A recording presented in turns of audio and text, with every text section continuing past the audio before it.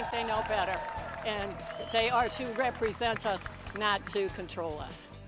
A stunning, abrupt end to the Missouri legislative session. One outcome, abortion, back on the ballot next year. We first told you about this last night. This time, it's an abortion ban, but with exceptions. I'm John Holt. I'm Bria Love. Tonight, reaction on that, plus the overturning of Prop A, the sick leave provision and minimum wage law also approved by voters. Fox 4's Malik Jackson here tonight following the latest developments. Malik?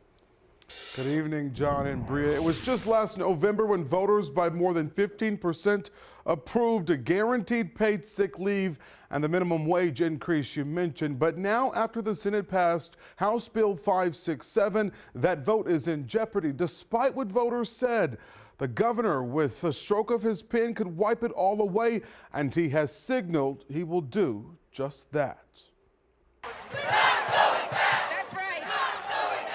Frustration boiled over, protesters taking to the steps of the Missouri Capitol, upset. How could a vote they just took in November be in limbo this soon? People all across the board want to get their sick days.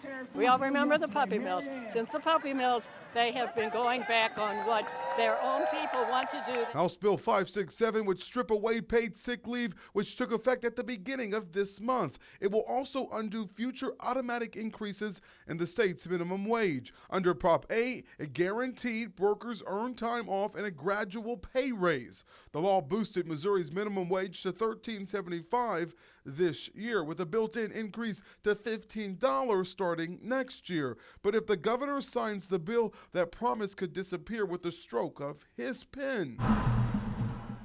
Prop A survived a legal challenge, and the Missouri Supreme Court ruled the measure was valid, dismissing those lawsuits. Now voters who thought the matter was settled say lawmakers are ignoring their voices and overturning their vote. But there was strong opposition, and State Rep Mike Steinmeier explains why. My greatest concern is for the small business owners, that if this puts small business owners into a bad situation, I think that that's a valid concern.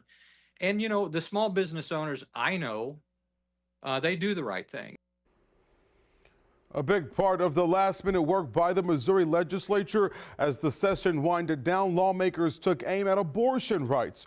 That's enshrined in the Constitution following the vote in November that voters passed that Amendment 3. Lawmakers approved a new referendum that seeks to reverse abortion rights and ban the procedure in most cases. To be clear, abortion is still legal in Missouri right now, but next year, voters will be forced to return to the polls and decide the issue once again. This move comes after Republican senators employed a series of rare procedural tactics to cut off debate from Democratic lawmakers. The Senate then voted and passed the proposed revision to abortion rights. This happens despite Missouri voters, as we mentioned, having already weighed in on this issue back in November.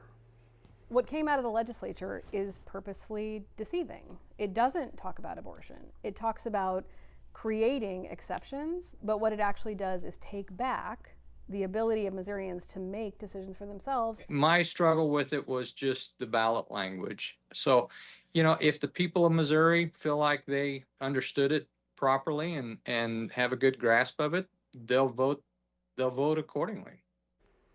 The governor will get his pick on when Missourians will see this on the ballot, but it will be in 2026. That's a lot, but as always, you can go to fox4kc.com for more information on all of the above. And as always, we right here at Fox 4 will stay on top of the story. Bria, John. Malik Jackson in studio for us tonight. Malik, thank you.